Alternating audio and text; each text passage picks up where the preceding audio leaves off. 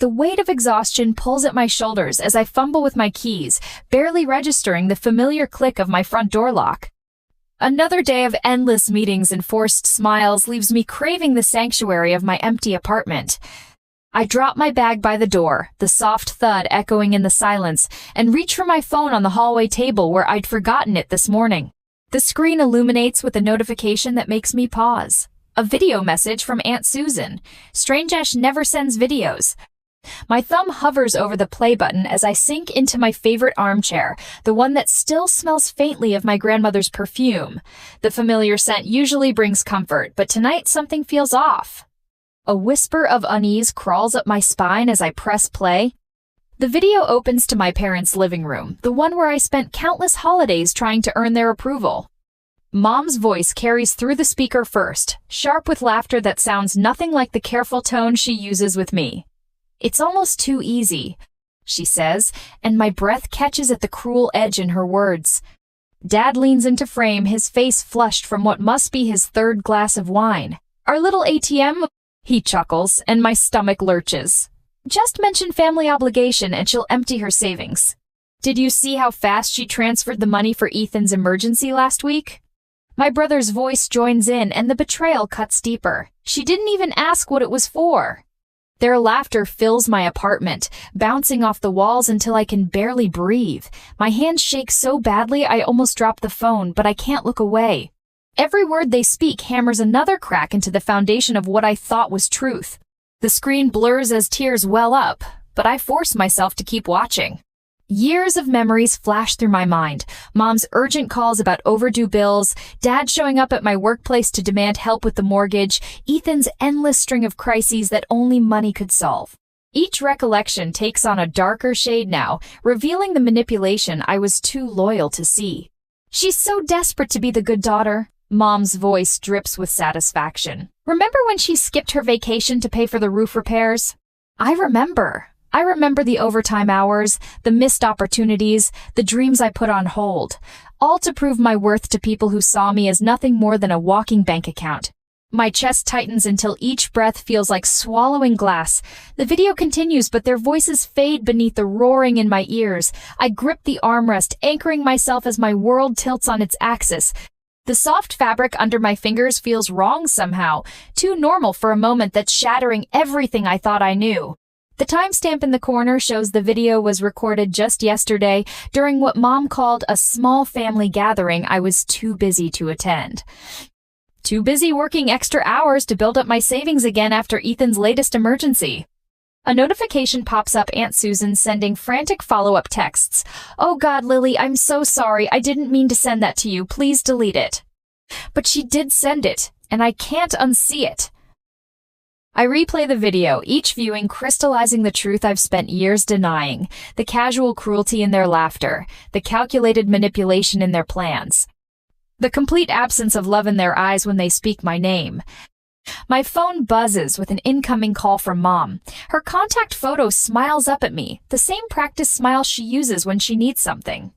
My finger hovers over the answer button, years of conditioning urging me to respond, to smooth things over, to keep the peace at any cost. But for the first time, I see the pattern for what it is. Each call, each crisis, each guilt-laden conversation designed to separate me from my money and my self-worth. The phone keeps buzzing as I stare at the scattered bills on my desk, physical reminders of my family's emergencies. A hard knot forms in my throat as I pick up a pen and begin to write, my hands still trembling, but my vision clearing. I will not be manipulated anymore. The words look strange on paper, foreign yet freeing. I've spent so long being the good daughter, the reliable sister, the endless source of support. But as I sit in my darkening apartment watching my mother's call fade to a missed notification, I realize something that shakes me to my core. I don't know who I am without their demands. Each family member has played their part perfectly in this manipulation. Mom, the maestro of guilt trips, her voice always trembling with manufactured crisis. Dad, the enforcer, showing up at my workplace to shame me into compliance when I dare to hesitate. And Ethan, my baby brother, the one I've protected since childhood, wielding my love for him like a weapon. The video plays one final time, and I watch them with new eyes. Mom's perfectly timed sighs when she needs money. Dad's practiced scowl that appears the moment I question any request. Ethan's wounded looks that make me feel like I'm abandoning him if I say no. They've crafted their roles in this performance with devastating precision. My phone lights up again, Ethan this time. The text preview shows just enough. Sis, I really need your help with. I set the phone face down on my desk. In the sudden silence, a question rises that I can't push away. How can I break free when every piece of who I am has been shaped by their manipulation?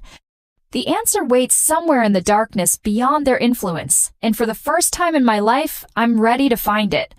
Have you ever discovered that the people closest to you aren't who you thought they were? Share your story in the comments below. The video plays again in front of me, but this time I notice something I missed before. A series of notifications flash across the top of the screen, frantic messages from Aunt Susan appearing in real time as she recorded. Karen, are you sure about this? What if she finds out?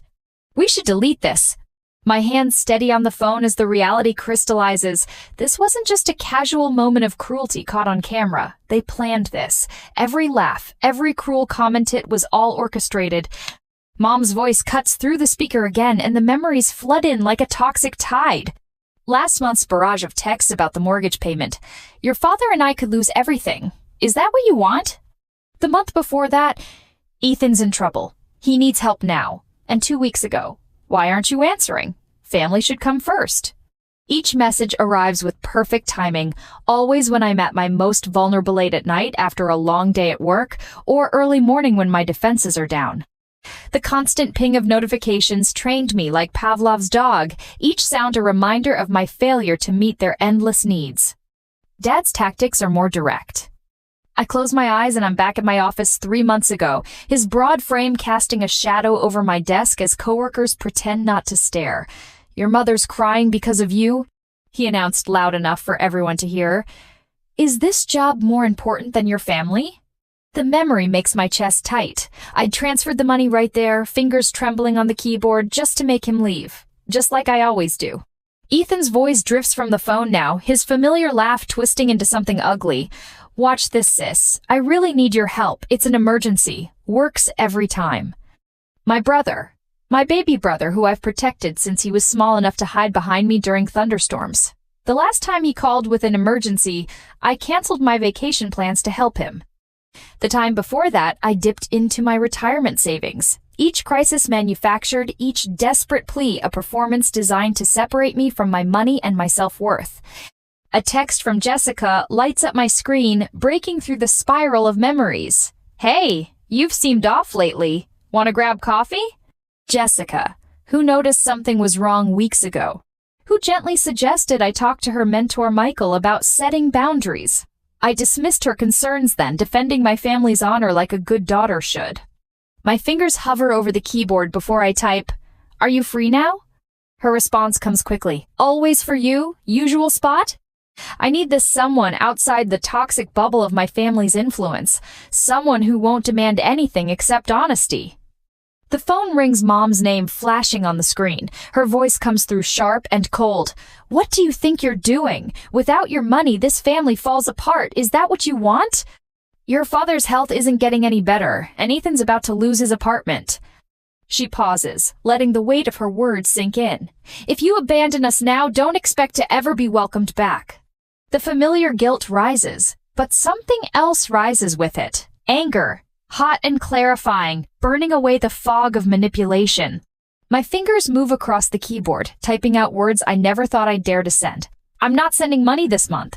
The response is immediate. Accusations of betrayal, reminders of all they've sacrificed, threats of what my defiance will cost. Each message designed to break my resolve, to force me back into line. My phone buzzes with another message, this time from Michael, Jessica's mentor. "Jessica told me what's happening. Remember, setting boundaries isn't betrayal. Call me if you need backup." But as the texts pour in, I notice my laptop screen blinking with a new email notification. The subject line stops my breath. R.E. Lily's account, next steps. I open it with trembling fingers, and my world shifts again. There, in crisp black and white, is an email chain between my family members, detailing their plans for the coming months. Each crisis scheduled and scripted, each guilt trip carefully crafted to maximize impact. They've been coordinating their attacks, timing their demands to ensure I never have a chance to build my savings or question their motives. The evidence of their calculations sears itself into my mind. This isn't just about money anymore. This is about power, control, the systematic destruction of my independence disguised as family obligation. Mom's contact photo flashes on my phone again, her practiced smile now a grotesque reminder of every lie she's ever told me. But for the first time, I let it ring unanswered, my eyes fixed on the email that changes everything. What hidden truths do you think lie beneath a toxic family's facade? Comment below with your theories. My shoulders tense as Karen's voice cuts through the bustling office, sharp and precise as a surgeon's blade. How dare you ignore my calls? The words slice across the marketing department's open floor plan, drawing curious glances from my colleagues. I grip my coffee mug tighter, willing my hands not to shake. Mom, I'm at work. The words come out steadier than I feel. Behind me, I hear Sarah from accounting pause her typing. Oh, so now you're too important to help your family? Karen's laugh crackles through the speakerphone, the same calculated laugh I heard in that video. What happened to being grateful for everything we've done for you? Heat creeps up my neck as I notice Tom, my supervisor, emerging from his office. His eyebrows rise at the commotion. I fumble to switch off the speaker, but Karen's voice has already achieved its intended effect. The damage is done. Later that evening, at Bellini's restaurant where the families gathered for Uncle Mike's birthday, I slide into a corner booth hoping to stay invisible. But Richard's voice carries across the white tablecloths and wine glasses, loud enough to ensure everyone hears. Some people, he announces to the table of relatives, swirling his third glass of Cabernet, think they're too good for family once they get a fancy office job. His eyes fix on me, lips curling into a smirk. Isn't that right, Lily? The fresh bruise to my reputation stings, but something else rises in my chest, a familiar pressure building like steam in a kettle. I watch him take another self-satisfied sip, and suddenly I'm tired. Tired of being the punching bag. Tired of measuring my worth in dollars withdrawn. I set down my fork, the clatter against fine china drawing attention. Actually, Dad, I think it's more that some people view family as an ATM rather than actual relatives. The words surprise even me with their clarity. Richard chokes mid-sip. Aunt Susan's eyes widen. She knows exactly what I'm referring to. The video she accidentally sent still burns in my phone. A digital smoking gun. That night in my apartment, I stand before the bathroom mirror. The woman staring back looks different somehow, shoulders straighter, jaw set with newfound determination. I think of Karen's performance at my office, of Richard's theatrical dismantling of my character at dinner. Each attempt to shame me has only crystallized something I've been afraid to admit. Their power over me exists only because I've allowed it. My phone buzzes on the counter, another text from Ethan. Hey sis, hate to ask, but I'm in a really tight spot. I let it sit unanswered, focusing instead on my reflection.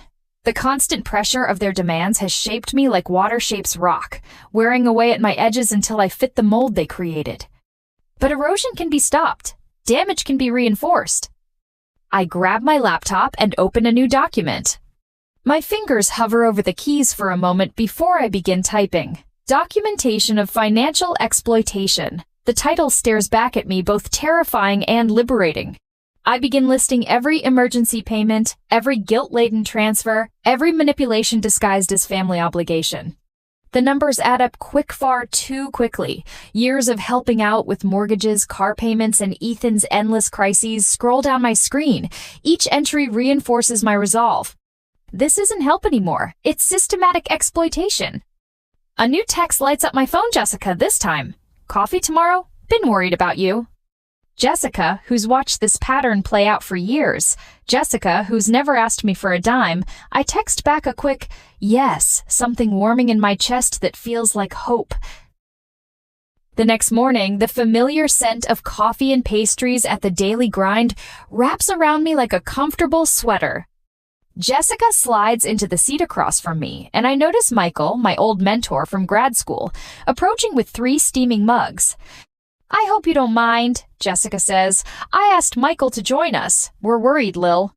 Michael sets down the coffee and fixes me with the same steady gaze that got me through my thesis anxiety. Your father came by my office yesterday, he says quietly, making some interesting claims about your mental state. The old Lily would have crumbled at this news, but I think of the documentation waiting on my laptop, of Karen's public performance, of Richard's wine-soaked accusations.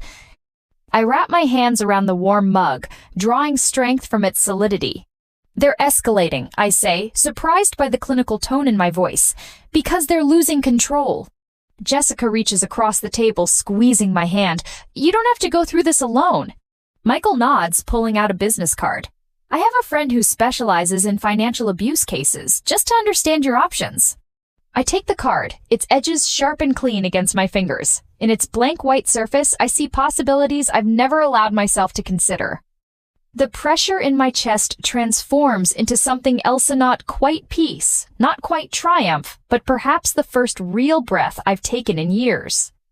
Just remember, Ethan's voice cuts through the weekend quiet of Thompson Park. Everything our parents did was for you, Lily. The music lessons, the college tours. He gestures broadly to our gathered friends at the community barbecue, his voice carrying across the lawn. While I had to figure everything out myself, I watch the faces of our childhood friends shift uncomfortably. This is classic Ethan turning every gathering into a performance of his victimhood. Tell them about the car they bought you, he continues, voice dripping with mock sweetness, while I had to take the bus. The car they convinced me to co-sign for, I correct quietly. The one I'm still paying off 5 years later. His face reddens. There you go again, twisting everything. You know what your problem is, Lily? You're selfish. You've always been selfish. Something inside me snaps. Years of swallowed responses rise to the surface. Selfish? My voice carries across the stunned silence. Was it selfish when I drained my savings for your business venture? Or when I worked double shifts to cover Mom's mortgage? Each word feels like breaking free from invisible chains. Tell them about the video, Ethan, the one where you all laughed about your little ATM. He pales, mouth opening and closing like a fish. Around us, the murmurs begin. Later that night, I sit cross-legged on my bedroom floor, surrounded by old photo albums. Each smiling family photo now tells a different story. The Christmas I couldn't afford a vacation because of Dad's emergency. The graduation where Mom guilted me into paying for Ethan's student loan payment instead of putting a down payment on a house.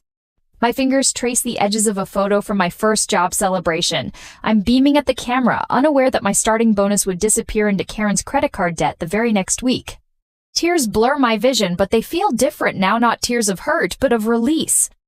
At my desk, I open my laptop. The documentation I started grows more detailed. Dates, amounts, screenshots of texts. Each piece of evidence transforms from a source of shame into a weapon of truth. I create folders, organize years of financial records, and start recording every interaction. A plan takes shape in my mind, not just escape, but exposure. My hands pause over the keyboard as I open a final folder buried deep in my email archive. Inside, I find what I've been looking for, the original loan documents for the house. The ones with my signature forged in Karen's hasty scrawl, the missing piece that changes everything. I stand before the mirror again, but this time I don't see a victim. I see a woman who's done being the family scapegoat. I will not be manipulated anymore, I declare to my reflection, voice steady and clear. I will not be their ATM. The pressure in my chest transforms into something else, not quite peace, not quite triumph, but perhaps the first real breath I've taken in years. The cursor blinks on my screen, steady as a heartbeat. I've typed and deleted the email subject line 7 times now, but the words finally feel right. Financial record of family support 2020 to 2024. My fingers hover over the keyboard as I review the spreadsheet one last time. Every transaction, every guilt-laden transfer, every emergency payment meticulously documented. The numbers tell their own story, one of systematic exploitation that makes my stomach clench. Send me your bank statements. Michael had advised yesterday, we'll build an ironclad case. My mentor's steady voice echoes in my mind as I copy the data into the email body, each line an indictment. Asterisk January 2020. Emergency roof repair, $8,400. February 2020. Mom's overdue medical bills, $3,200. It's March 2020. Ethan's car trouble, $2,800 asterisk.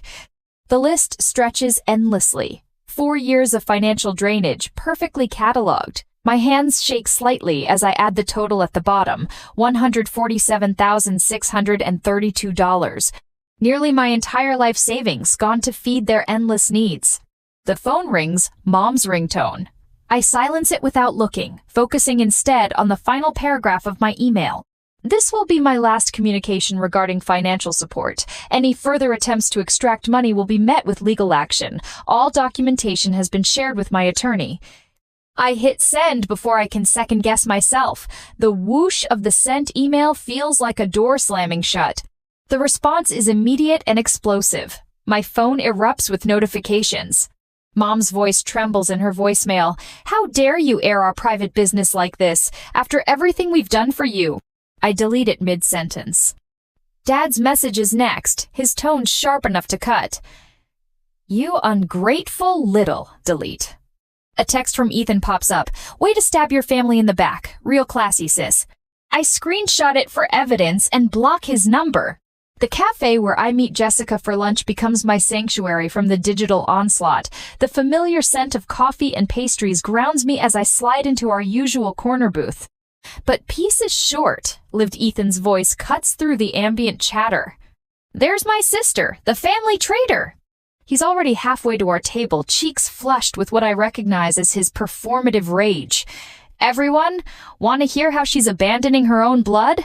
The cafe falls quiet. My chest tightens as heads turn our way. This is exactly the kind of public scene I've always dreaded, the reason I've given in so many times before.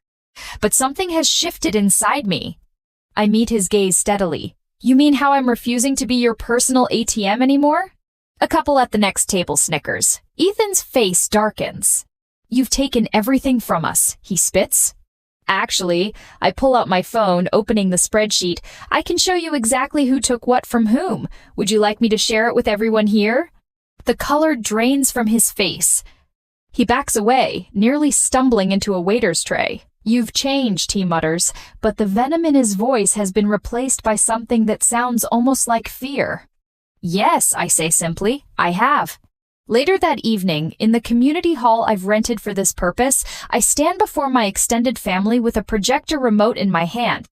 The screen behind me displays the first of many damning pieces of evidence. Screenshots, bank statements, recorded conversations, all meticulously organized. I've called this meeting, my voice carries clearly through the stunned silence, to ensure complete transparency about our family's financial situation. Click. Mom's frantic text messages about fictional emergencies fill the screen. Click. Dad's threatening emails demanding more money. Click. Ethan's manipulative pleas for just one more loan. Aunt Susan's hand flies to her mouth. Uncle Jim stares at his shoes. Cousin Rachel whispers something to her husband that makes him shake his head in disgust.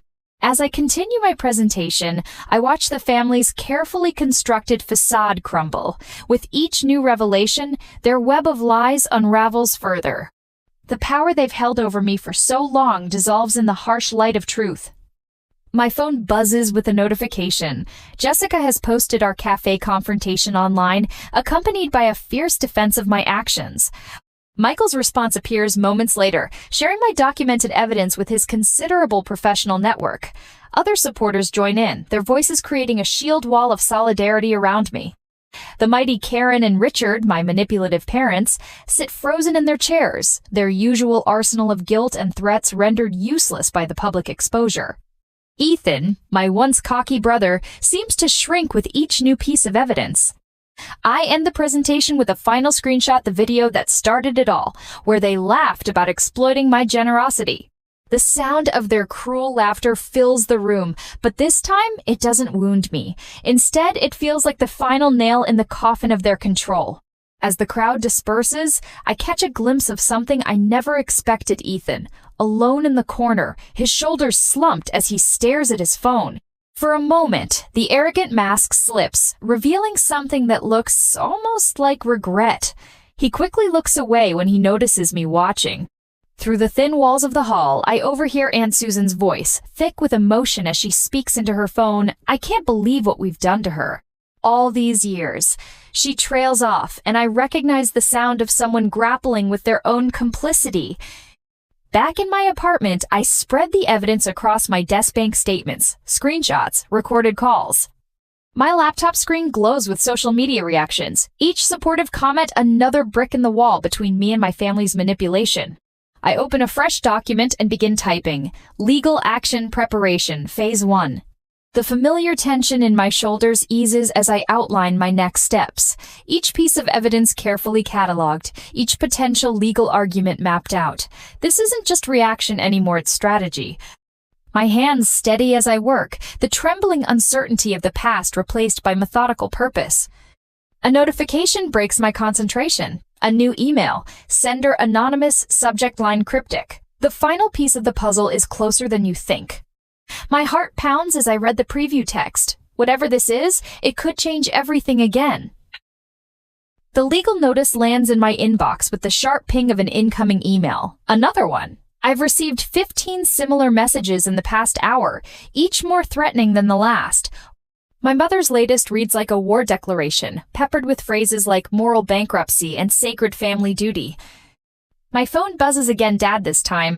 His voicemail notification popping up alongside a local news article where he's quoted calling me a daughter who's abandoned her family's values. The irony would be funny if it didn't make my stomach twist. I minimize his message and open my laptop instead. The document I've been preparing glows on the screen. Bank statements, text messages, recorded conversations, a digital paper trail of years of exploitation. Each piece of evidence has been meticulously organized, ready for the press conference I've scheduled for tomorrow. My brother's face appears on the television as I'm reviewing the files. He's standing at a podium, Mom hovering by his side like a puppet master. Family isn't just about blood, Ethan declares, his voice cracking with manufactured emotion. It's about sacrifice, about responsibility. My sister has forgotten that. The words hit their intended mark. Me chest tightens with familiar guilt, but this time, the feeling doesn't take root. Instead, I think of the video that started all this, of their laughter as they called me their walking ATM. The memory straightens my spine. My phone lights up with a message from Sarah, my PR consultant. Community centers booked. Local press confirmed. You ready? My fingers hover over the keyboard for a moment before I type, yes. The next morning, I stand before a packed room. Cameras click and whir as I step up to the podium, my USB drive containing the evidence feeling heavy in my hand.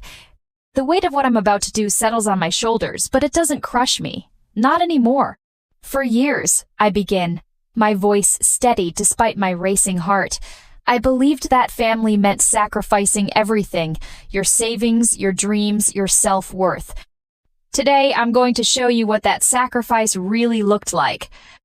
The first bank statement appears on the screen behind me.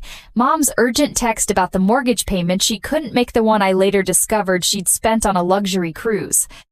Dad's threatening email about showing up at my workplace if I didn't help with Ethan's emergency car repairs the same car he sold a week later for profit. Murmurs ripple through the crowd as each piece of evidence builds upon the last. The room grows tense with collective shock as the full scope of their manipulation unfolds on the screen. I keep my voice level, letting the facts speak for themselves.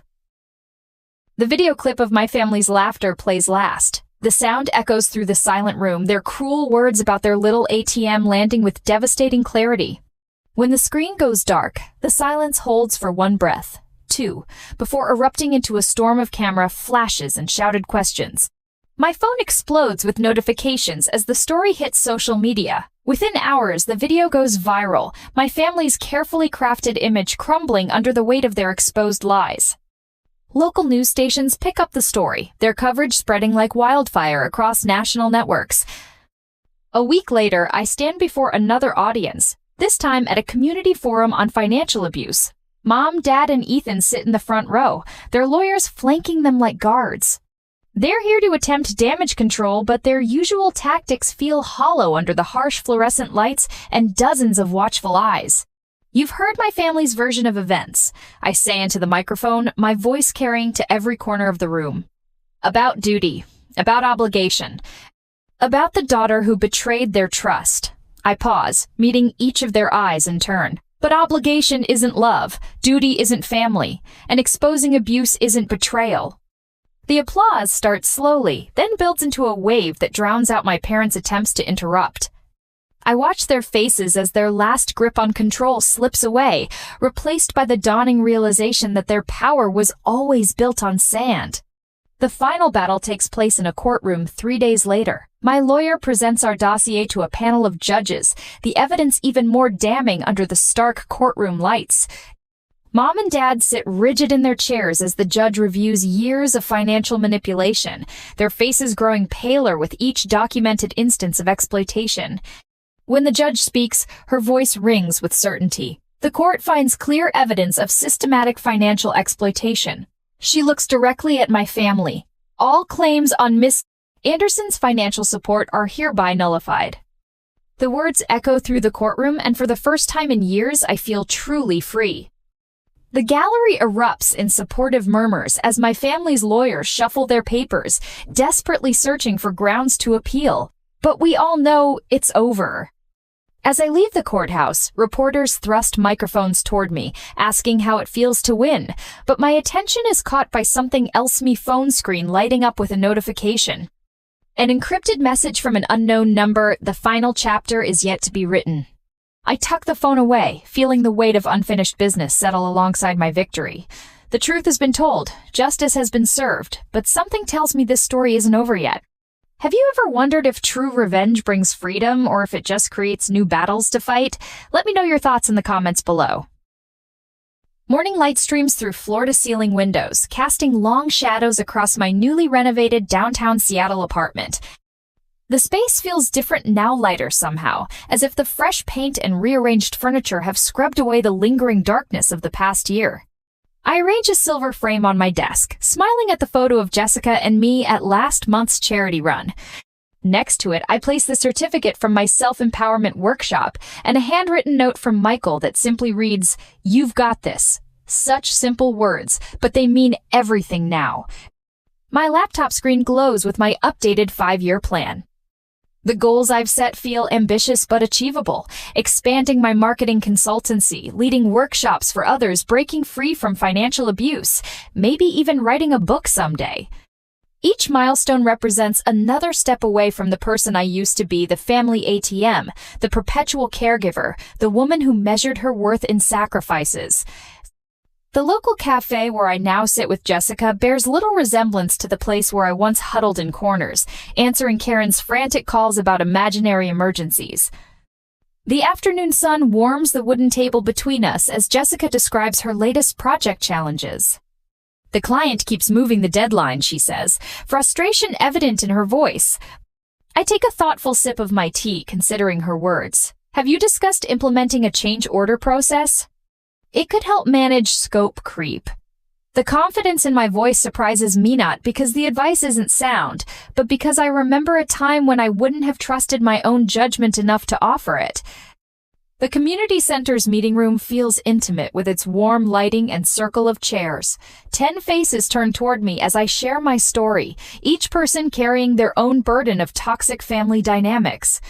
My voice remains steady as I describe the video that changed everything, the subsequent battles, and the freedom I found in finally saying, no. Recovery isn't linear, I explain, catching Michael's encouraging nod from the doorway. Some days you'll want to give in, to believe their promises of change. But healing begins when you realize that protecting yourself isn't selfish, it's necessary. The rain creates a gentle backdrop as I notice Hera woman standing outside the library, shoulders hunched, phone clutched in trembling hands. I recognize that posture, that look of desperate resignation. I'd worn it myself countless times. Are you okay? I ask softly, approaching with careful steps. Her name is Maria, and her story tumbles out between sobs, a familiar tale of family members who view love as a transaction, of guilt used as currency, of dreams postponed for others' emergencies. We find shelter under a nearby park pavilion, and I share my own journey, watching hope slowly replace despair in her eyes. The first step, I tell her, is believing you deserve better. Dawn breaks over Puget Sound, painting the water in shades of gold and promise. From my balcony, I watch seabirds wheel against the brightening sky, their freedom a reflection of my own. A text notification breaks the morning silence, Ethan, probably with another crisis, another demand. I don't open it. Instead, I think about the woman I've become, the one who helps others find their voice, who knows her worth isn't measured in dollars given or sacrifices made. The one who finally understands that real love doesn't demand your self-destruction. The community art exhibit pulses with energy as I weave through the crowd, each piece telling its own story of resilience and renewal. A striking phoenix rises from scattered chains, its wings spread wide against a backdrop of breaking dawn. The artist Sarah catches my eye and smiles. "Your story inspired this piece," she says, extending her hand. I join a small group gathered near a multimedia installation, exchanging stories and contact information. A photographer named Alex shares his vision for documenting survivors' journeys. A counselor, Diana, discusses starting a workshop series for financial empowerment. Each conversation opens new doors, new possibilities. My phone fills with new connections, mail addresses, social media handles, tentative lunch dates. These aren't just networking contacts, they're the foundation of something deeper. Authentic friendships built on mutual understanding and respect, not obligation and guilt. The future stretches before me, vast and unmarked, a blank canvas waiting to be filled with genuine relationships, personal growth, and dreams that belong solely to me. For the first time in my life, I'm not afraid of what tomorrow might bring. I am enough, exactly as I am. What does freedom mean to you? Share your vision of a fresh start in the comments below. I am Cassidy, 33 years old, and until a Tuesday afternoon in October, I was secretly funding my family's lavish lifestyle. I was literally hovering my mouse over a $15,000 wire transfer to pay my parents' mortgage and my sister's luxury car lease. Then my phone vibrated with a video message from my Aunt Carol. She is terrible with technology and accidentally sent it to me instead of my cousin. When I hit play, I watched my own family raise expensive champagne glasses and mock my worn-out clothes, calling me a pathetic failure who dragged down their reputation. I did not cry. I just calmly moved my mouse and clicked cancel instead. Before I continue this story, let me know where you are watching from in the comments below. Hit like and subscribe if you have ever had to cut off toxic family members to protect your peace. I looked down through the soundproof glass of my corner office. Below me, 500,000 square feet of polished concrete hummed with relentless activity. Automated conveyor belts whirred, transporting thousands of packages, while a fleet of forklifts danced between towering racks of inventory. This was my empire. A logistics and e-commerce fulfillment center that generated millions in revenue each quarter. I built it from the ground up, starting with a single leased storage unit and a maxed-out credit card. Now I employed over 200 people. But to my parents, my sister Brittany and her husband Jamal, I was just a sad, struggling inventory clerk who moved boxes for an hourly wage. I preferred it that way. Keeping my wealth a secret was the only way I could maintain any semblance of peace. My family was obsessed with status designer labels and portraying a life of excessive luxury. They judged human worth strictly by the price tag on a handbag or the hood ornament on a car. Because I showed up to family dinners in a simple Target sweater and drove a reliable 12-year-old Toyota, they viewed me with absolute contempt. They saw me as the dark mark on their carefully curated social image. What they did not know was that their flawless image was entirely funded by the pathetic daughter they so deeply despised. 4 years ago, my parents Richard and Patricia were on the brink of absolute financial ruin. They had remortgaged their home to fund a series of foolish investments simply to keep up appearances in their affluent Chicago suburb. When the bank threatened foreclosure, I intervened. Not directly, of course. I knew their pride would never allow them to accept a handout from the daughter they deemed a failure. Instead, I used my attorneys to set up a blind corporate entity. Through this anonymous limited liability company, I purchased their distressed debt. I became their secret benefactor, paying their massive mortgage, covering their property taxes, and effectively keeping a roof over their heads. I did the exact same thing for my younger sister Brittany and her husband Jamal. Jamal is an African-American real estate agent who loved to boast about his multi-million-dollar listings on social media, but the reality was that he barely closed enough deals to cover the cost of his custom-tailored suits. When their luxury car leases and the rent on their oversized mansion went into default, my company quietly absorbed the debt. Every single month on the fourth day of the month, I sat at my desk and authorized a $15,000 wire transfer to keep their house of cards from collapsing. Today was the 4th of the month. The banking portal was open on my monitor. The cursor hovered over the bright green Authorize button. I took a sip of my lukewarm coffee, ready to finalize the payment that would secure their luxurious lifestyle for another 30 days. Then my phone vibrated on the desk. It was a message from my Aunt Carol. She is a sweet woman, but notoriously terrible with smartphones.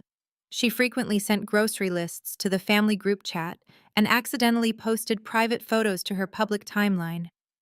I tapped the screen, expecting another blurry picture of her garden. Instead, it was a video file. The text beneath it read, "Look how much fun we had at Brittany's house yesterday." It was clearly meant for my cousin, but her clumsy fingers had selected my name instead. I pressed play.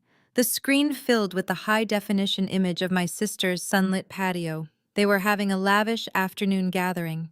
The patio table was laden with imported cheeses, artisan crackers, and an ice bucket holding 3 bottles of vintage champagne. Those bottles alone cost more than what they believed my weekly salary was. My mother, Patricia, was leaning back in a plush lounge chair, her hair perfectly blown out, holding a crystal flute. My father, Richard, was laughing heartily at something Jamal had just said. Jamal stood near the expensive outdoor grill wearing a pristine white polo shirt and a flashy gold watch, looking every bit the successful mogul he pretended to be. "I am just saying," Jamal said to the camera, his voice dripping with condescension, "we really need to stop inviting Cassidy to these daytime events. Did you see her pull up in that rusted-out Toyota last week? It makes the whole driveway look like a junkyard. It is embarrassing." My sister Brittany stepped into the frame, tossing her long blonde extensions over her shoulder. "Tell me about it," she laughed, taking a sip of champagne. "I literally had to tell my neighbors she was the hired cleaning help. I cannot have people thinking I am related to someone who shops at discount stores."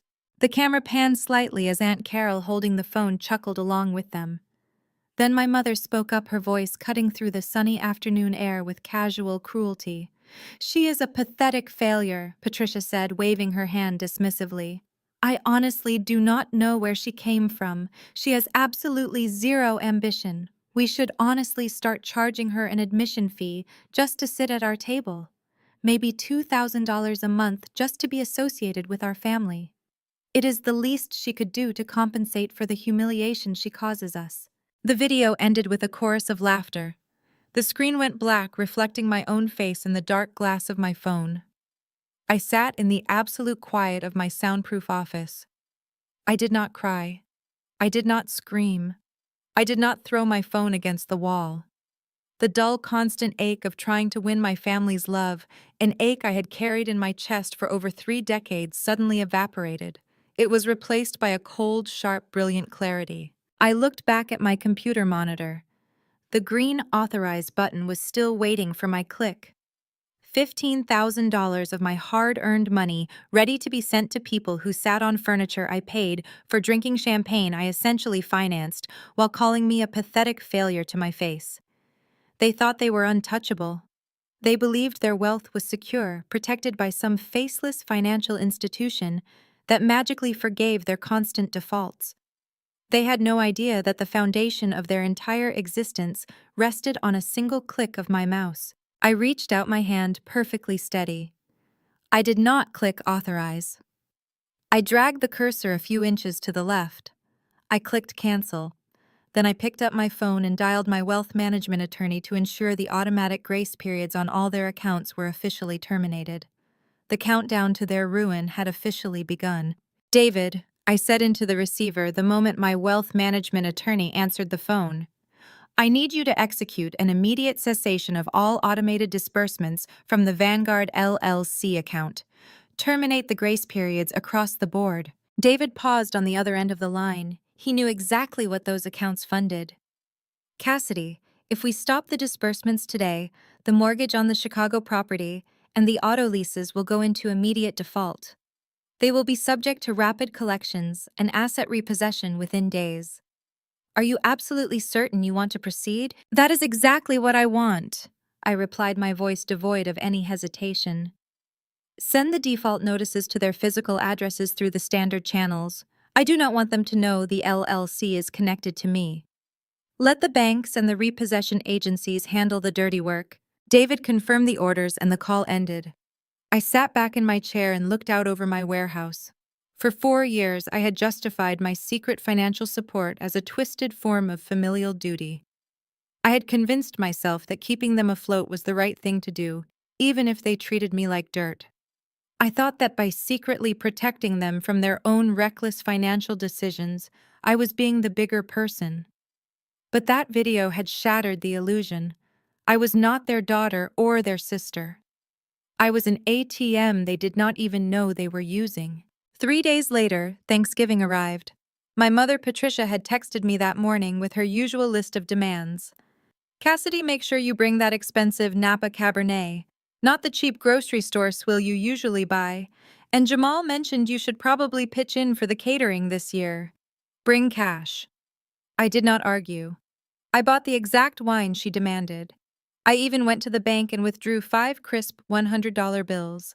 It would be the last cash they ever saw from me. I drove my 12-year-old Toyota up the sweeping manicured driveway of my parents' colonial estate in the upscale Chicago suburbs. The irony was palpable. The towering oak trees, the perfectly pristine brickwork, the grand double doors. I owned every single inch of it. The deed, sitting in David's office, had my LLC's name on it. But as I parked my faded sedan next to Jamal's gleaming black Mercedes SUVs, I knew the reception waiting for me inside would be as icy as the November wind. I walked up the stone steps and rang the doorbell. Brittany threw the door open. She was wearing a designer silk dress that I had indirectly paid for and was holding a glass of wine. "Oh, you are here," Brittany said, her smile not reaching her eyes. She looked me up and down, taking in my plain dark jeans and simple wool sweater. "I guess you did not get the memo about dressing up for the holidays. Did you just get off a shift at the warehouse?" "Something like that," I said, stepping inside. The house smelled of roasted turkey and expensive spices. In the grand foyer, Jamal was holding court with my father, Richard. Jamal was wearing a custom-tailored velvet blazer, a thick gold chain resting against his dark skin. When he saw me, he did not even bother to hide his smirk. "Cassidy," Jamal called out, his voice booming through the foyer. "I saw that piece of junk you parked in the driveway. Man, you are bringing down the property value of the whole neighborhood. You really need to upgrade. I just closed a massive deal on a downtown penthouse last week. If you ever want to stop moving boxes and learn how real money is made, let me know." It was a blatant lie. I knew for a fact Jamal had not closed a real estate deal in 6 months. His broker license was barely active. He was surviving purely on the credit cards that my LLC was paying off. "I will keep that in mind, Jamal," I said smoothly, handing my coat to the maid my parents had hired for the evening. My father, Richard, swirled his bourbon glass and shook his head at me. "Your brother-in-law is trying to help you, Cassidy. You should listen to him. Jamal understands how the world works. He understands leverage, ambition, scaling. Things you clearly lack sitting in that dusty warehouse of yours." "Richard is right, my mother," Patricia chimed in, emerging from the kitchen with a plate of hors d'oeuvres. She snatched the wine bottle from my hands without a single word of thanks. "We were just talking about how embarrassing it is to explain your situation to our friends at the country club. Everyone else's children are thriving. Brittany is a prominent social media influencer. Jamal is a real estate tycoon. And you are just a warehouse worker." She sighed heavily, playing the part of the long-suffering mother. It is exhausting constantly covering for you, Cassidy. I stood in the center of the foyer, surrounded by their arrogance. I looked at Jamal's flashy jewelry, at Brittany's designer dress, at my parents' smug, satisfied faces. They were standing in a house I was about to let the bank seize. They were driving cars that were days away from being towed. They were an illusion, a house of cards completely ignorant of the hurricane that was about to strike. I reached into my pocket, pulled out the envelope containing the $500 in cash, and placed it on the entryway console. My contribution for the catering, I said quietly. Patricia snatched the envelope immediately, her fingers quickly counting the bills. Well, it is the bare minimum, but I suppose it will do. Try not to make a scene at dinner, Cassidy. We have a lot to celebrate today. We moved into the formal dining room, a space dominated by a massive mahogany table laden with an extravagant feast. As we took our seats, Richard raised his crystal goblet, demanding everyone's attention. I want to propose a toast to Jamal, Richard announced, his voice swelling with pride. He just secured another multi-million-dollar property, securing his place as one of the top agents in the city. He is exactly the kind of ambitious, successful man this family needs, a true provider. Jamal grinned, wrapping an arm around Brittany, who beamed as if she had personally earned the imaginary commission. They clinked their glasses, basking in the fraudulent praise. I quietly sipped my water, watching the performance unfold. As the toast concluded, Patricia set her glass down and turned her sharp gaze directly toward me. The celebratory mood in the room shifted instantly into something predatory. Speaking of financial moves, Patricia began, her tone carrying a dangerous edge. Brittany has a brilliant business opportunity to launch her own luxury lifestyle brand. It is going to be incredibly lucrative. But she needs a little more seed capital to get the initial inventory. She leaned forward, locking eyes with me. Since you have no husband, no children, and no real expenses living in whatever tiny apartment you rent, your father and I have decided it is time for you to contribute to this family properly. We want you to liquidate your retirement savings and invest it into your sister's brand. What are your thoughts on this situation? I looked around the mahogany table, letting the sheer audacity of my mother's demand settle in the air. The crystal chandeliers cast a warm glow over the roasted turkey, and silver platters highlighting the absolute absurdity of this moment. They were sitting in a multi-million-dollar house I secretly owned, eating a catered dinner I had just been forced to subsidize with cash, and now they wanted to drain the very last drop of my perceived financial security. Brittany leaned forward, flashing a perfectly manicured smile that looked more like a predator baring its teeth. It is just a temporary loan, Cassidy. My brand is going to explode next quarter. You know I have over 100,000 followers now. Brands are begging to work with me. You will get your money back with interest. Plus, it is not like you need it for anything important right now. You are not exactly saving for a wedding or college funds for kids. Jamal chimed in, pointing his fork at me. Exactly. You have got to let your money work for you, Cass. Sitting on a measly 401k is a rookie mistake. You invest in family. We scale Brittany's brand, and you get to ride our coattails to a better tax bracket. It is a win for everyone. My father, Richard, nodded in solemn agreement, slicing into his turkey. Family supports family, Cassidy. Jamal and Brittany are building a legacy. Your mother and I have given you everything, and it is time you showed some gratitude. Liquidate the account on Monday. We will have Jamal's accountant handle the transfer so you do not mess up the paperwork. They had it all planned out. They had already spent my money in their minds. I set my fork down quietly. The clink of the silver against the fine china echoed in the sudden silence of the room. I looked directly at my mother, then at my father, and finally at my sister. No, I said. The word hung there sharp and heavy. Patricia frowned clearly, thinking she had misheard me. Excuse me, I said no, I repeated, keeping my voice perfectly level. I will not be liquidating my retirement savings to fund a vanity project.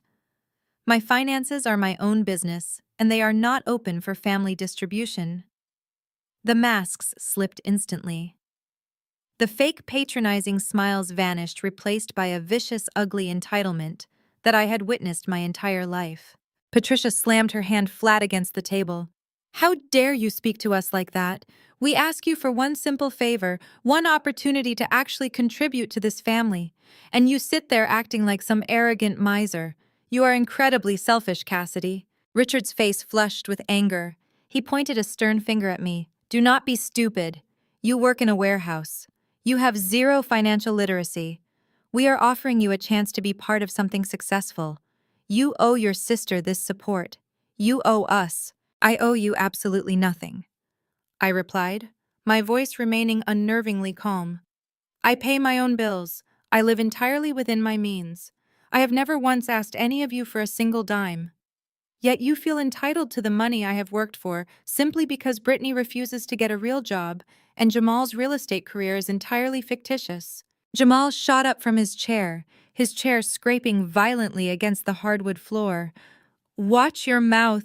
You have no idea what you are talking about. I closed deals you could not even comprehend.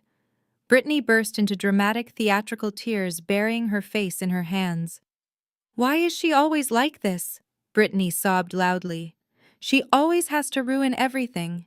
She is so bitter and jealous of my life that she would rather watch me fail than help me succeed. I cannot stand her negative energy. My mother rushed to comfort her golden child, glaring at me with pure hatred. Look at what you have done. You are a bitter, lonely spinster, Cassidy. You are a pathetic failure who cannot stand to see anyone else happy. You bring nothing but embarrassment to this family. If you will not support your sister, then you have no place at this table. I looked at the four of them. For 33 years, these people had made me feel small. They had criticized my clothes, mocked my career, and treated my existence as a burden. For the last 4 years, I had secretly kept the roof over their heads, paid for the cars they drove, and funded the champagne they drank while they insulted me. I had done it out of some misplaced sense of familial duty, hoping that somewhere beneath their superficial greed they actually loved me. But the video Aunt Carol sent was the truth. This was the truth. They did not love me. They loved what they could extract from me. I picked up my cloth napkin, wiped my mouth deliberately, and placed it on the table. Then I stood up.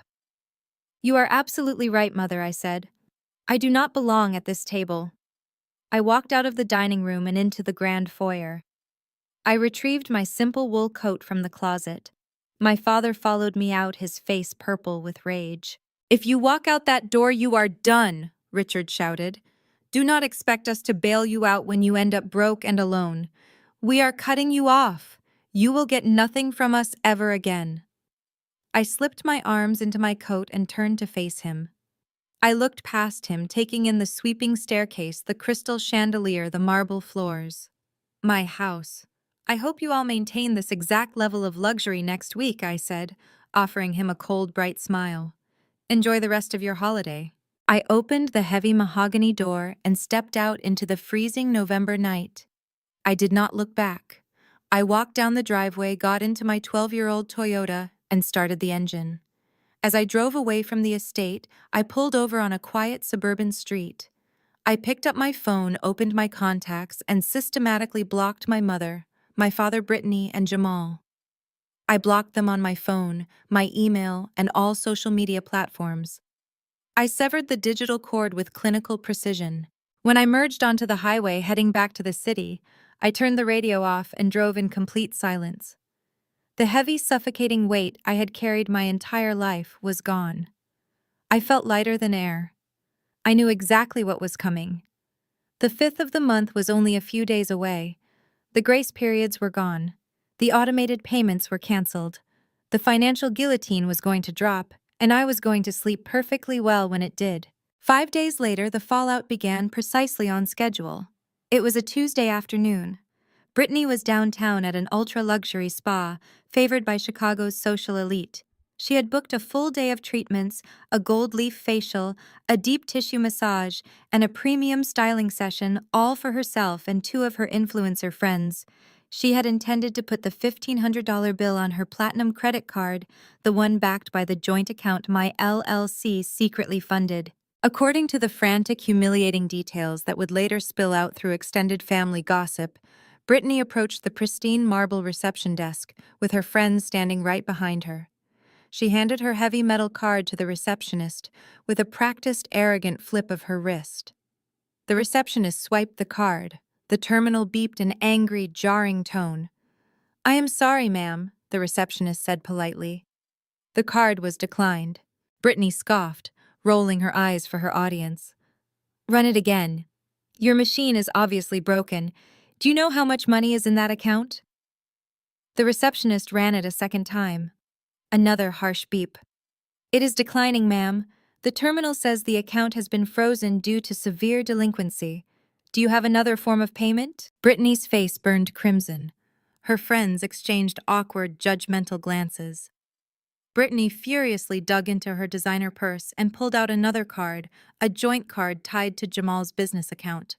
She slapped it onto the counter. The receptionist swiped it. "Declined. Ma'am," the receptionist's voice grew significantly colder. "I need a valid form of payment for the services rendered today." Panic clawed at Brittany's throat. She snatched her phone and aggressively dialed my number, intending to scream at me. In her mind, she probably assumed I had somehow forgotten to process the $2,000 family tax they felt entitled to. She expected to berate me until I transferred funds to save her. Instead of a ringing tone, she received an automated carrier message. "The number you are trying to reach is unavailable." She tried texting, not delivered. She tried WhatsApp, Instagram, and Facebook, blocked across every single platform. I had built a fortress of silence, and she was standing outside of it holding a worthless piece of plastic. She was forced to endure the ultimate humiliation of calling Jamal, begging him to figure out what was wrong with the bank. But Jamal could not help her. When Jamal logged into their banking portals, he saw a sea of red text: past due, delinquent, frozen.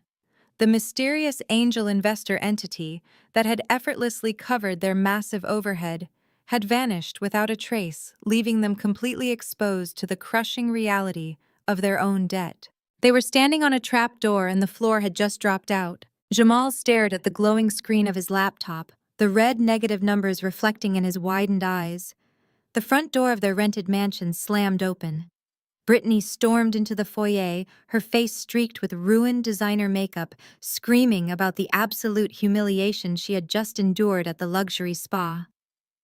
Jamal did not even look up to comfort her. He just pointed a trembling finger at the banking monitor. The anonymous safety net that had funded their extravagant lifestyle for years was entirely gone. 3 nights later, the illusion of their wealth was physically ripped from their driveway. It was shortly past midnight. The deep guttural rumble of heavy diesel engines vibrated through the expensive hardwood floorboards of their mansion. Flashing amber lights painted the bedroom walls in harsh rhythmic strokes. Jamal bolted upright in his silk pajamas and rushed to the window. 2 massive tow trucks were backed into the driveway. Operators in high-visibility vests were already securing heavy steel chains to the axles of their matching black Mercedes SUVs. Jamal sprinted out the front door into the freezing night air, waving his arms frantically. "Stop what you are doing! This is a massive bank error! I am a top-tier real estate broker. Unhook those cars right now before I sue your entire company." The lead repo man did not even blink. He pulled a crumpled clipboard from his heavy winter jacket and handed a thick stack of default notices to Jamal. "There is no error, buddy. Your lender ordered an immediate repossession due to severe delinquency. These vehicles belong to the bank now. Step back, or I will call the police to assist with the recovery." Brittany stood in the doorway, clutching her designer robe, sobbing hysterically. Across the street, the exterior lights of the neighboring houses flicked on one by one. The wealthy neighbors they had spent years trying to impress were now standing at their windows watching the glorious, undeniable downfall of the fake real estate mogul and his influencer wife. The tow trucks rumbled down the street, taking their dignity and their transportation with them. Back inside the cavernous, empty house, the blame game began. Jamal frantically dialed the customer service number for the anonymous financial firm that had always bailed them out. He navigated the phone tree with rising panic, only to be met with a cold, automated voice stating that his account was in severe default and had been transferred to a third-party collections agency. The line disconnected. Jamal threw his phone against the wall, shattering the screen into pieces. He turned his rage onto Brittany. "This is your fault," he screamed. You maxed out the cards on your stupid spa days and fake designer bags. You drained the accounts. Brittany screamed right back, her voice echoing off the high ceilings. Do not project your failures onto me. You have not sold a single property in a year. You play golf every day and call it networking. You are a complete fraud, Jamal. The toxic foundation of their marriage cracked and splintered. Without my money to cushion them, they were nothing but two arrogant strangers trapped in a house they could no longer afford. While Jamal and Brittany were tearing each other apart, the financial Grim Reaper was making its way to the wealthy suburbs of Chicago. It was the 20th of the month. My mother Patricia was enjoying her morning coffee in the sunroom, waiting for a delivery of imported Italian linens. A black SUV parked silently at the curb. A man in a cheap gray suit walked briskly up the sweeping driveway and rang the doorbell. Patricia opened the heavy mahogany door, fully expecting a delivery driver to grovel at her feet. Instead, the man handed her a thick, legally binding manila envelope.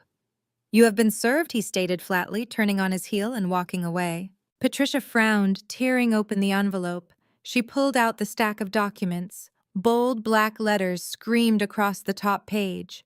Notice of foreclosure. Immediate eviction pending.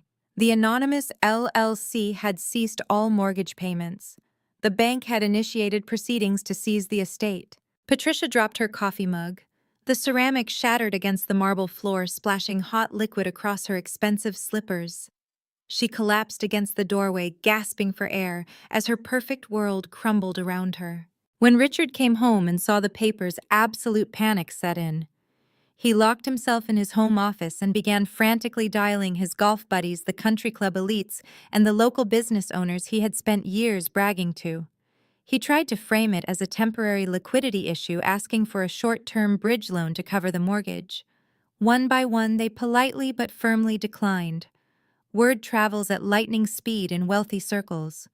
They already knew about Jamal's repossessed cars. They smelled blood in the water. Richard, the proud, arrogant patriarch, was reduced to begging, and he was met with nothing but closed doors and dial tones. The following afternoon, the entire family converged at my parents' house. It was a scene of pure, unadulterated chaos. Jamal and Brittany had been forced to take a public bus to the suburbs because they no longer had vehicles. Brittany was hyperventilating on the living room sofa, her carefully curated influencer facade completely destroyed. Jamal was pacing the floor, chewing his fingernails nervously. Richard was red in the face, pouring himself a massive glass of scotch. In a normal family, this would be the moment for self-reflection.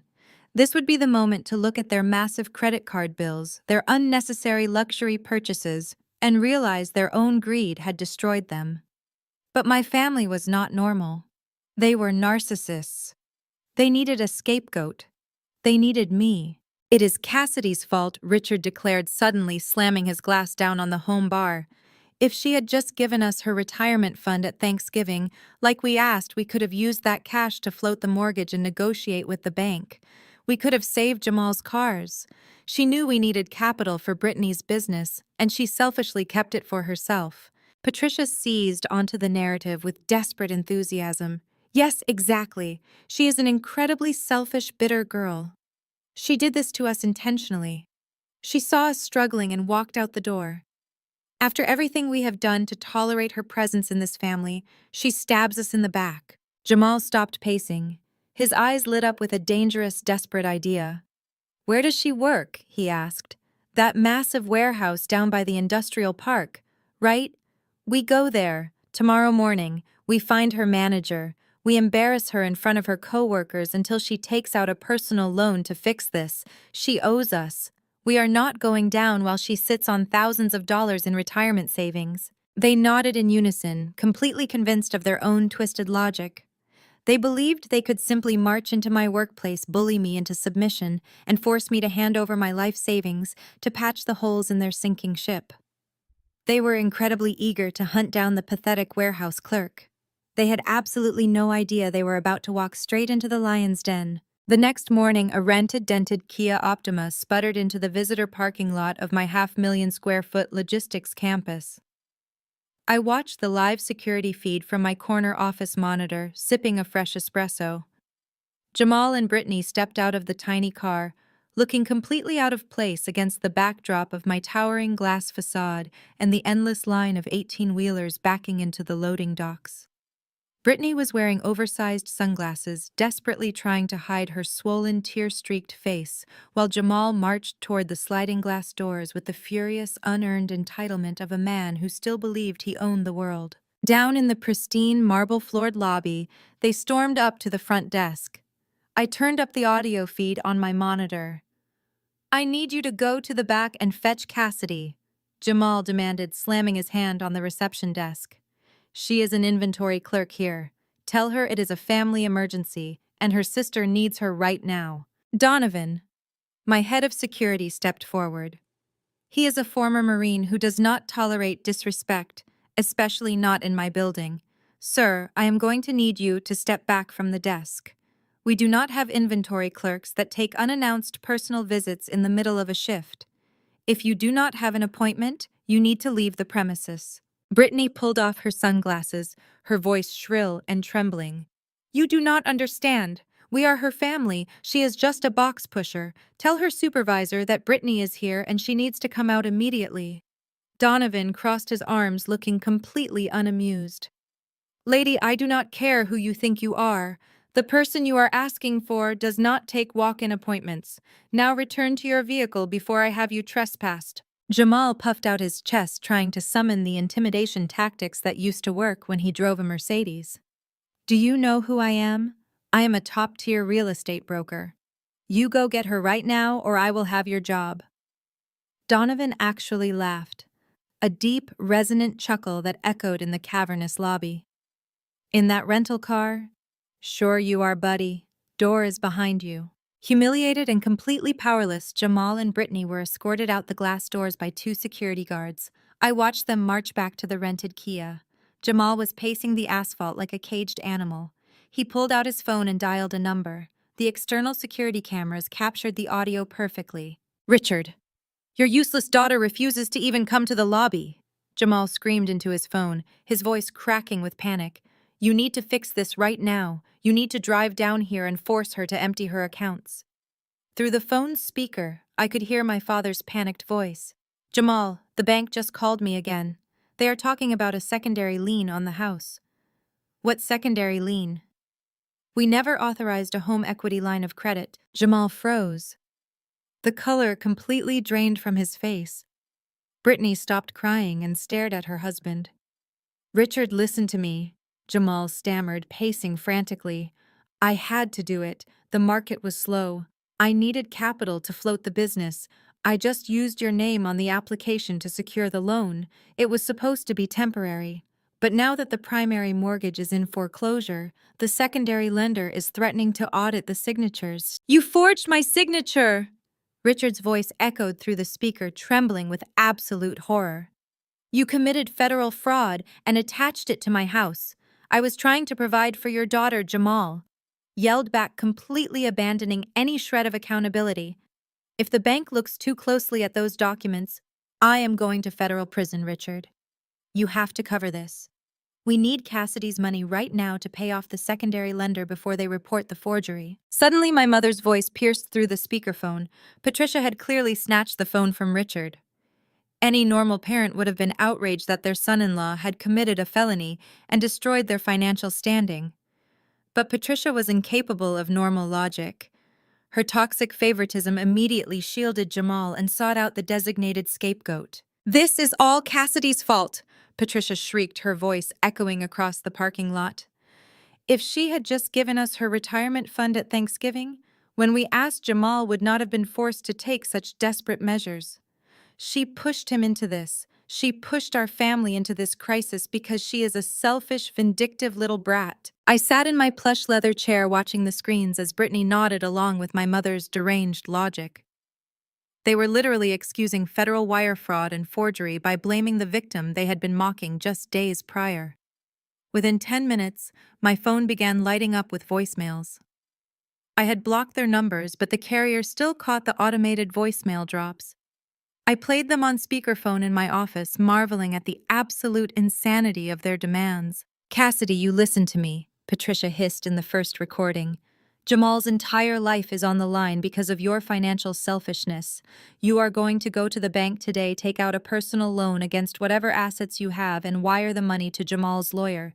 If you refuse to save this family, I swear to God I will drag you to court. I will sue you for elder abandonment. I will make sure everyone knows you let your own parents lose their home and your brother-in-law go to prison out of pure spite. The second voicemail was from Richard. We are out of options, Cassidy. You owe us for raising you. You are going to fix this, or you are dead to us. I deleted the voicemails with a calm, steady press of a button. Dead to them.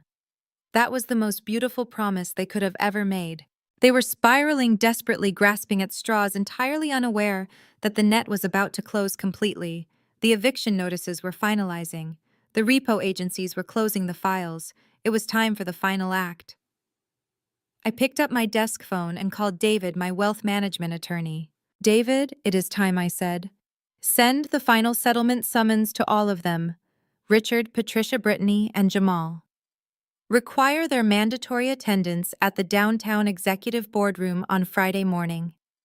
Inform them that the principal director of the fund managing their debt is willing to meet for one final negotiation before the evictions and criminal fraud reports are made permanent. Understood, Cassidy, David replied smoothly.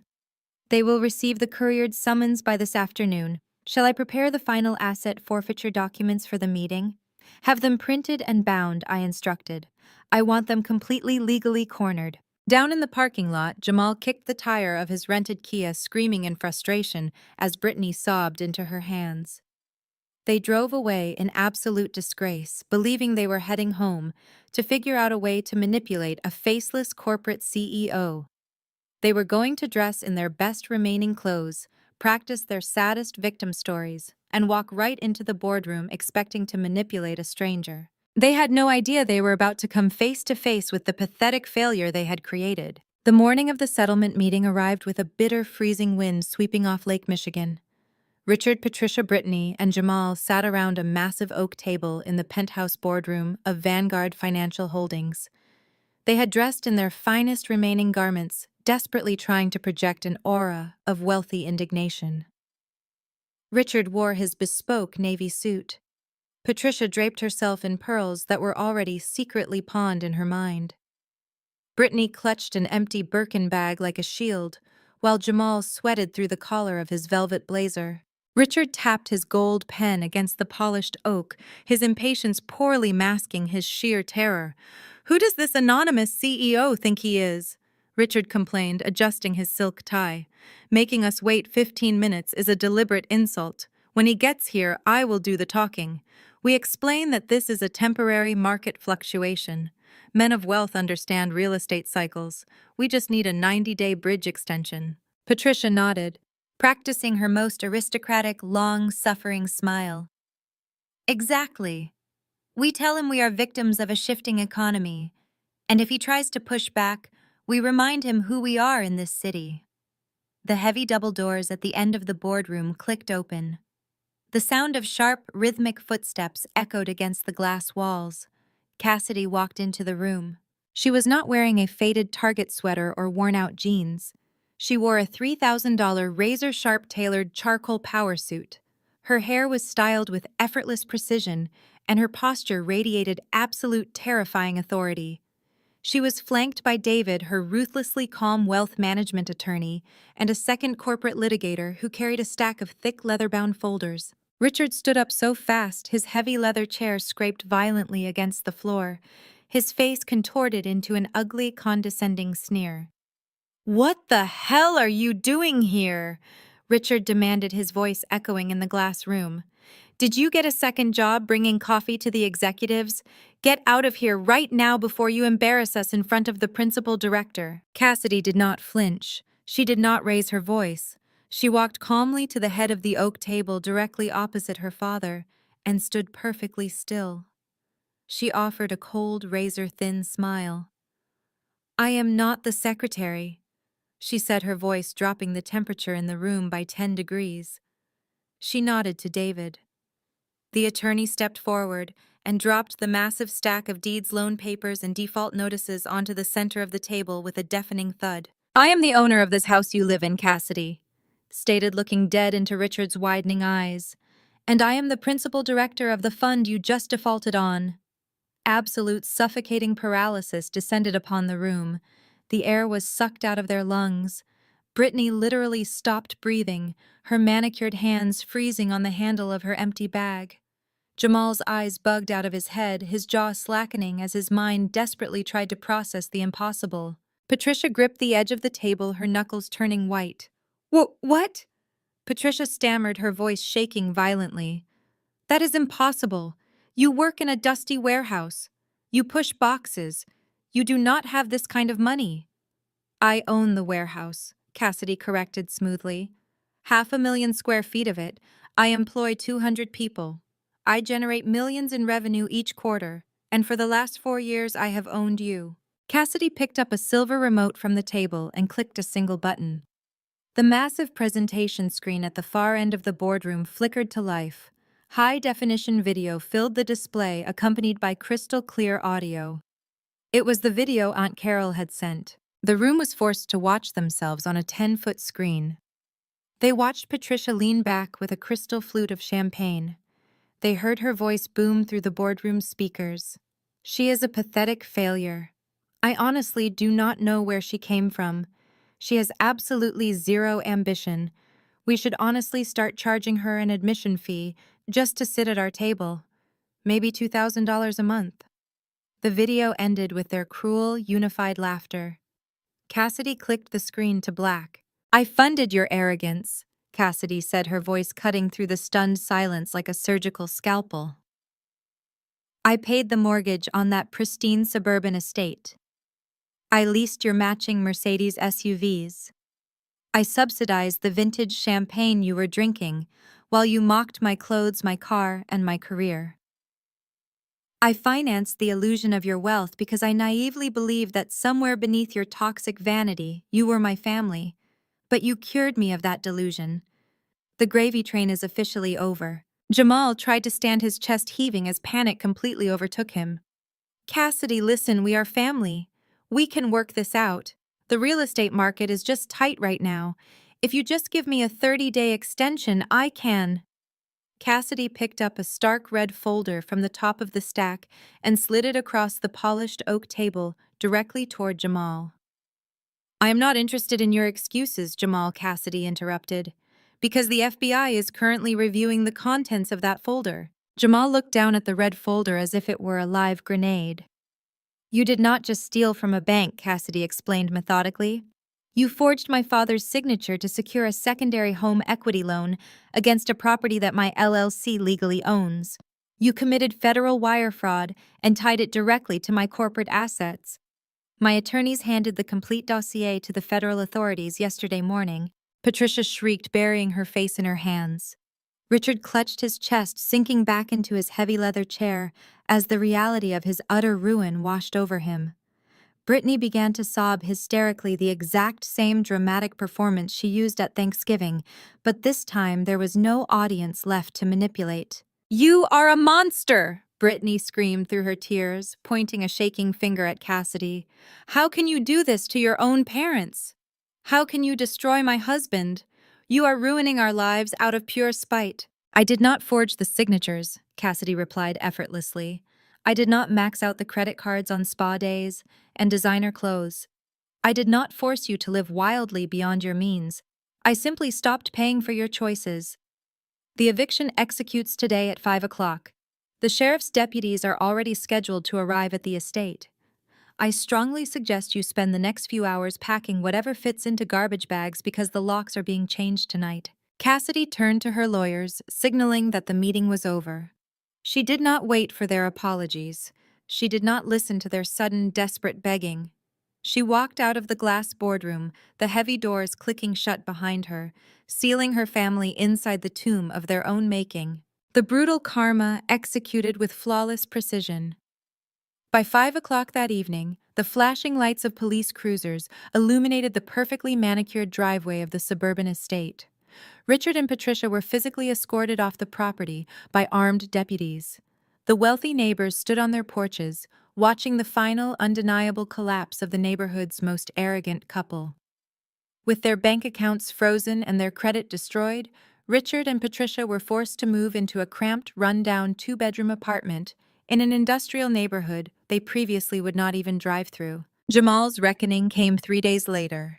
Federal agents arrived at that same run-down apartment and walked him out in handcuffs. The forged signatures and the magnitude of the wire fraud carried mandatory minimum sentencing. Brittany's influencer career imploded instantly. Someone from the country club leaked the foreclosure notices and the repossession photos to a local gossip blog. Her sponsors dropped her overnight. Stripped of her wealth, her fake luxury lifestyle, and her fraudulent husband Brittany filed for divorce in absolute disgrace, trapping herself in that tiny apartment with her miserable, ruined parents. Over the next 6 months, Cassidy's corporate legal team received hundreds of letters. They were handwritten, tear-stained pleas, begging for forgiveness, demanding family loyalty, and asking for just one more financial favor. "We are blood," her mother wrote in one frantic letter. "You cannot do this to your own flesh and blood. Please, we have nothing." David, following Cassidy's strict instructions, returned every single envelope unopened, stamped with a bold red return to sender. Cassidy stood on the steel catwalk of her fulfillment center, looking down at the roaring machinery of her empire. The noise of the conveyor belts and the heavy machinery was a beautiful, comforting symphony. She rested her hands on the cold steel railing, breathing in the scent of cardboard and diesel fuel. Society constantly demands that women be the bigger person.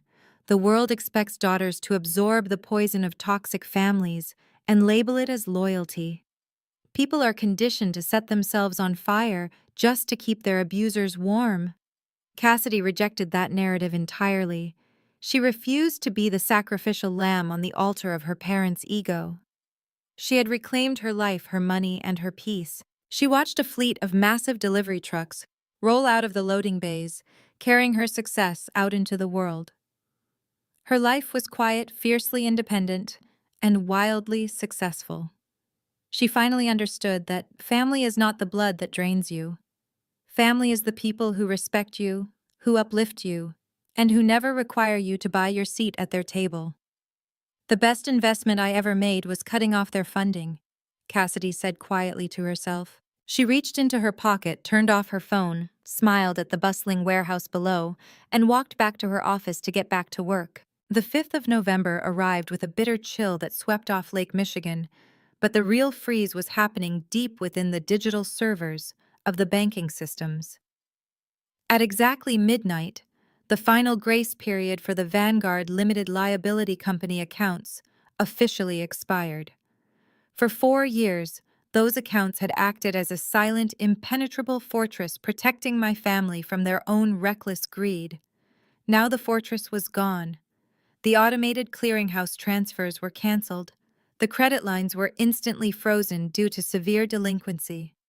The financial guillotine had dropped, and my sister Brittany was completely oblivious, preparing to place her neck squarely on the chopping block. At 2 in the afternoon, Brittany was lounging in a plush monogrammed robe at an ultra-luxury wellness retreat in downtown Chicago. She was holding court with 2 of her wealthy socialite friends, Madison and Taylor. Brittany had spent the entire morning treating them to the most expensive services the facility offered. They had indulged in pure gold leaf facials, hot stone deep tissue massages, and imported champagne pedicures. Brittany viewed these outings as essential investments for her influencer lifestyle brand. She believed that projecting an image of limitless wealth was the only way to maintain her status among women who actually possessed real money. "You really have to spend money to make money," Brittany bragged, sipping a glass of cucumber-infused water as they lounged in the relaxation room. "Jamal always tells me that my aesthetic is our best marketing tool. He is closing another massive commercial property deal next week, so I figured we all deserved a little pampering today." "Do not even worry about the bill, girls. This entire day is on me." Madison and Taylor exchanged a polite, polished smile. They were old money, the kind of women who never explicitly talked about price tags, which made Brittany's constant bragging incredibly tacky. Still, they were more than happy to let her pick up the tab. The 3 women changed back into their designer clothes and strolled toward the grand marble reception desk. The spa interior was a masterpiece of minimalist luxury, filled with the scent of eucalyptus and the soft sound of ambient music. A perfectly groomed receptionist stood behind the counter, typing efficiently at a sleek computer terminal. "Checking out for Brittany," my sister announced, leaning against the marble counter with a practiced, arrogant posture. She reached into her quilted leather handbag and retrieved a heavy metal credit card. It was the card directly linked to the joint account my company had been secretly funding. She slid it across the cool marble with a smug flourish. "Of course," the receptionist said, offering a warm, professional smile. "I hope you and your guests enjoyed your treatments today. Your total comes to $1,540. Brittany did not even blink at the number. She simply waved her hand dismissively, waiting for the familiar sound of an approved transaction so she could bask in the admiration of her friends. The receptionist inserted the heavy metal card into the terminal. The machine emitted a harsh, jarring beep. It was a sharp, ugly sound that completely shattered the serene atmosphere of the lobby. The receptionist frowned slightly, pulling the card out and inspecting the chip. "I am sorry, ma'am. It seems the card was declined. Let me just try running it again. Sometimes the connection is a bit slow." Brittany scoffed, loudly, rolling her eyes and looking back at Madison and Taylor. "Your machine is obviously broken," she said, her voice dripping with condescension. "Do you have any idea what the limit is on that account?" "Just run it again." The receptionist swiped the card a second time. Another loud, aggressive beep echoed through the lobby. A red light flashed on the terminal screen. "I apologize, ma'am," the receptionist said, her professional warmth dropping a few degrees. "The terminal is displaying a message from your bank. The account has been frozen due to severe delinquency. Do you happen to have another form of payment?" Brittany's face burned a violent shade of crimson. She could feel the eyes of her friends burning into the back of her head. Panic began to claw at her throat, but her narcissism quickly overrode her logic. "That is impossible!" Brittany snapped, her voice rising in pitch.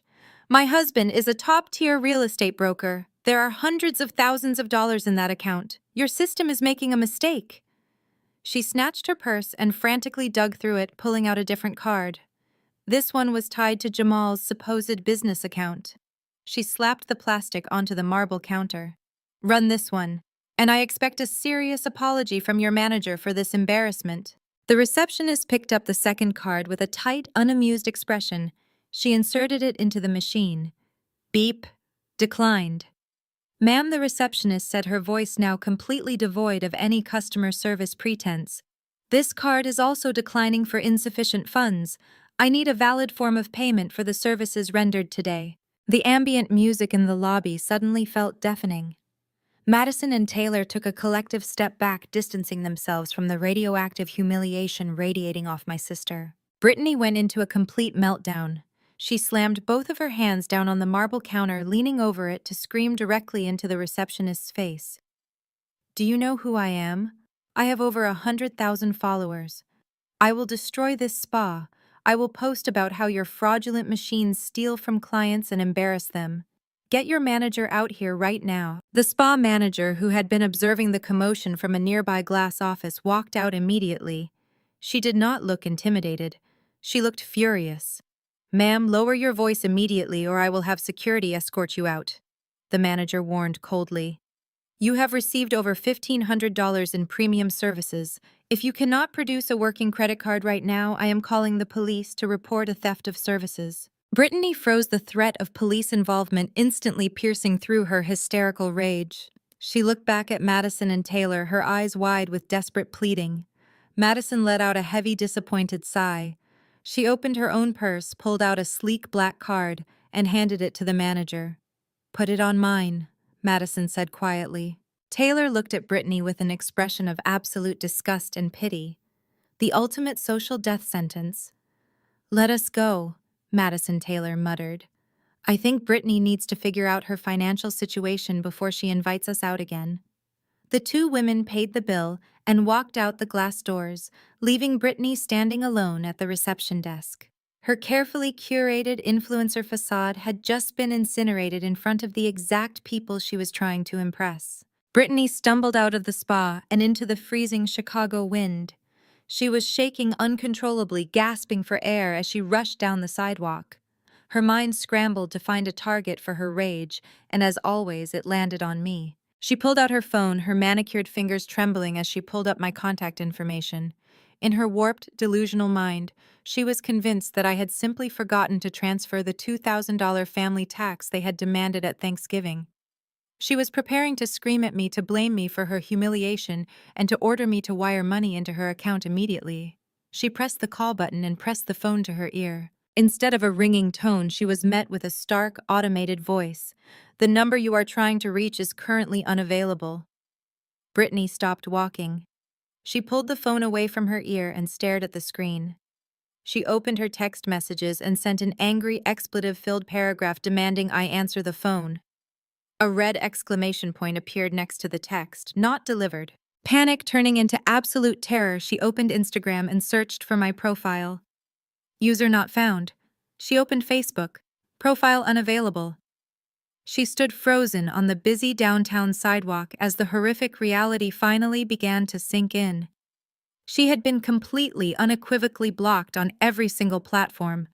The pathetic failure she relied on to absorb her abuse was entirely unreachable, and her bank accounts were completely dry. Brittany practically sprinted the 2 blocks to the luxury hotel where she had valeted her leased black Mercedes SUV. Her lungs burned with the freezing Chicago air, but the cold was nothing compared to the icy terror gripping her chest. When the valet brought her car around, she dug frantically through her quilted handbag, bypassing the useless plastic cards until her trembling fingers found a crumpled $20 bill. She thrust it at the attendant without a word and threw herself into the driver's seat. She sped all the way back to the sprawling suburban mansion they rented. The massive house sat at the end of a pristine cul-de-sac, a towering monument to their fake success. For the first time, looking at the grand pillars and the sweeping driveway did not fill Brittany with pride. It filled her with a suffocating dread. She burst through the heavy double doors. Jamal was lounging on the custom Italian leather sofa in the living room, wearing his silk pajamas in the middle of the afternoon. He was casually practicing his golf putt on the Persian rug, an unlit imported cigar hanging from his mouth. "Get your computer right now!" Brittany screamed, her voice echoing off the high ceilings. "Open the bank accounts, all of them." Jamal did not even flinch. He just rolled his eyes and took another slow practice swing. "Relax, babe. You are being hysterical." So a piece of plastic got a fraud alert. It happens to high net worth individuals all the time. The bank probably flagged it because you were spending too fast. "It was not a fraud alert," Jamal, Brittany shrieked, kicking off her designer heels and marching across the rug. "Madison had to pay for my facial. I was humiliated in front of everyone. I tried to call Cassidy to get our allowance and she blocked me. She blocked my number, my Instagram, everything. Open the damn portal." Jamal finally lowered his golf club, a flicker of genuine annoyance crossing his face. He walked over to the home bar, grabbed his sleek silver laptop, and flipped it open on the kitchen island. He typed in his credentials with an arrogant smirk, fully expecting to show his wife a screen full of comfortable numbers. He hit enter. The dashboard loaded. The smirk melted off his face instantly. He blinked hard, leaning closer to the high-definition screen, as if his eyes were deceiving him. Instead of the massive credit limits and the comfortable cash cushion they were accustomed to, the screen was a bloodbath of red text and warning icons. Every single credit card was maxed out and frozen. The joint checking account, which usually held the automatic deposits from the anonymous limited liability company they thought was Jamal's brokerage backing, showed a balance of exactly $42.16. "This makes no sense," Jamal muttered, his hands suddenly shaking as he clicked frantically through the transaction history. The automated clearinghouse transfer was supposed to hit yesterday. "Where is the deposit?" He opened the corporate backing file. The screen displayed a stark, unfeeling message. "Account access terminated by principal director. Grace period expired." The anonymous safety net was gone. The mysterious entity that had paid their rent, funded their cars, and covered their massive overhead had simply unplugged them from the machine. "Call them!" Brittany gasped, clutching the edge of the marble island to keep her legs from giving out. "Call your brokerage. Call whoever runs that fund. I do not have a direct number, Jamal yelled, his arrogant facade completely shattering. It was a blind trust. It was set up through a third-party management firm. They just handled the disbursements as long as I submitted the invoices. You told me you were a top-tier broker, Brittany cried, her voice cracking. You said this was your executive expense account. You said you earned this. I do close deals, Jamal roared defensively, though his panicked eyes told a completely different story. The market is just transitioning. I needed capital to float us while I line up my next commercial project. They stared at the screen, the horrific reality crashing down on them. They were 30 years old, living in a house that cost $10,000 a month to rent, driving 2 cars that cost $3,000 a month to lease, and they had exactly $42 to their name. They could not even afford to order a premium pizza for dinner, let alone maintain the illusion of being Chicago elites. Brittany could not breathe. The walls of the massive kitchen felt like they were closing in to crush her. She turned and ran up the sweeping, curved staircase, fleeing into her massive, custom-built walk-in closet. She slammed the door shut and collapsed onto the plush white carpet, surrounded by walls of designer handbags and row upon row of red-bottom shoes. None of it was paid for. All of it was financed by the very sister she had just spent the last 24 hours mocking. But the narcissism of an influencer runs deeper than basic survival instincts. Even as her world burned to the ground, Brittany's first thought was her public image. She could not let Madison Taylor or her 100,000 followers know she was broke. With trembling hands, she reached up and dragged her professional ring light to the center of the closet. She clicked it on, bathing the room in a flawless, bright white glow. She grabbed a tissue, fiercely wiping away the ruined mascara from her cheeks. She took a deep, shuddering breath, forcing her facial muscles into a bright, manic smile. She opened the Instagram app and hit record. "Hey guys," Brittany chirped, her voice falsely sweet and energetic. "I just got back from the most amazing exclusive spa day downtown." Seriously, taking time for self-care is so important when you are managing a luxury brand.